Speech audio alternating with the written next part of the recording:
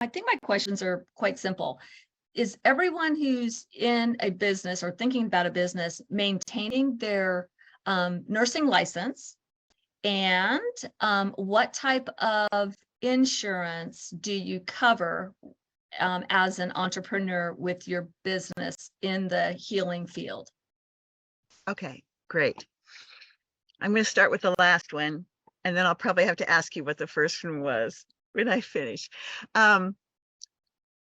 The insurance question is completely variable according to what services you're giving.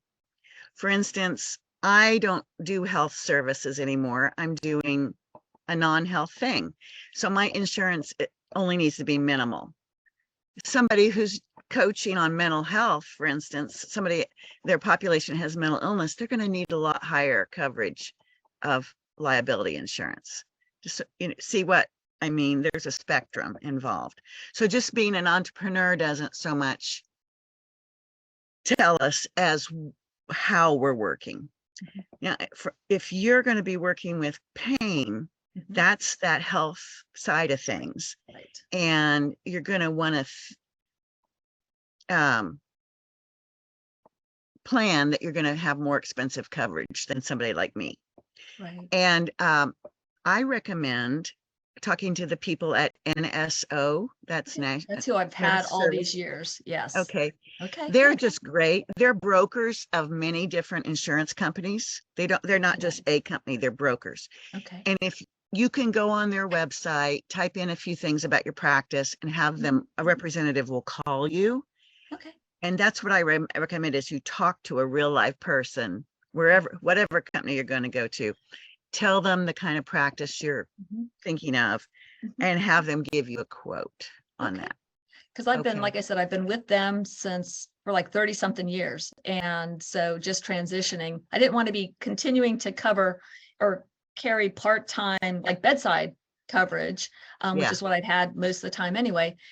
And at some point, I guess once I change my coverage, then I will maybe see this more as a business instead of, you know what I mean? Just something goofy to do or to play with. And the other thing was just maintaining licensure. And I'm hearing you say, since I'm staying in the actual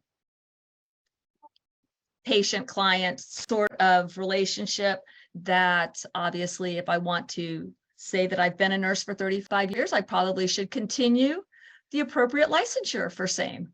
Yeah, I think it's to your advantage to do that. And especially with the topic the problem you're wanting to help solve. Okay. For some nurses, it's not necessarily an advantage. Right. They can say they're a former nurse and it's just as powerful as saying they're still a nurse. Right. So it's according to you, the person. Right.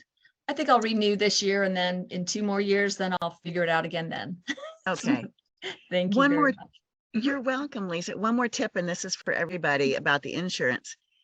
Lisa will probably be an educator, not a prescriber, correct? Yes, yes, yes. Be sure you tell the insurance companies when you're talking to them, make that distinction, because there's a huge difference as far as liability and cost for you. Good. Thank you. Yeah. And you'll probably have to lean on the coach or the educator part so that they really hear that, because remember, we're only 3% of all nurses, are coaches or so, and educators. So it's just important to represent that side of what your liability really is. Limit your liability to that area. Make sure they're not thinking you're at the bedside or delivering any kind of direct care, or that kind of thing. That's perfect. I really appreciate that pearl of wisdom, because speaking the language and knowing what to say will keep it very simple, I think. So yes, that's going to be very helpful. Thank you very much. You're welcome. Yeah, you'll need to advocate and just put that out there, because they won't know to ask you.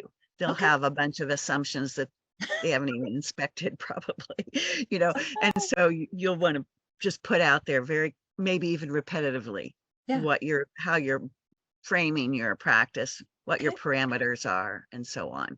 And you want to, make it clear parameters so they don't do some kind of big umbrella that you don't need.